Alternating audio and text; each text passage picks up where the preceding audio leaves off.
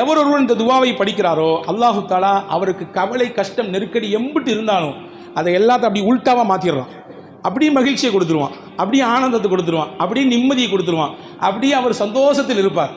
என்ன துவா அது? பெருமானா ஸல்லல்லாஹு அலைஹி சொன்னார்கள், அல்லாஹும்ம இன்னி அப்துக வபுனு அப்திக வபுனு அமதிக நாசியதி பியதிக மாதின் ஃபிய ஹுக்முக அதுலுன் ஃபிய கலாஉக நஸ்அலுக பிகுல்லி இஸ்மின் ஹுவ லக சம்மைத பிஹி நஃப்ஸக அவ் அன்ஸல்தஹு அலா கிதாபிக أو استأثرت به في علم الغيب عندك أن تجعل القرآن ربيع قلبي وجلاء جزئي وذهاب همي.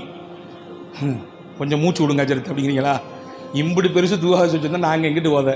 நம்ம எல்லாத்துக்கும் அதை விட அதிகமான கவலை இருக்குது. எம்புட்டு பெரிய துவாவாக இருக்கோ இதை விட 4 மடங்கு 5 மடங்கு 10 மடங்கு கவலை இருக்குது. எனவே இது பெருசு இல்லை, இந்த துவாவினுடைய அளவு பெரிதில்லை. நிச்சயம் கவலை நீங்கி அதை மகிழ்ச்சியாக மாற வேண்டும் என்றால் பெருமானா சொன்னார்கள், தினசரி இந்த துவாவை ஓதுங்கள். நாங்கள்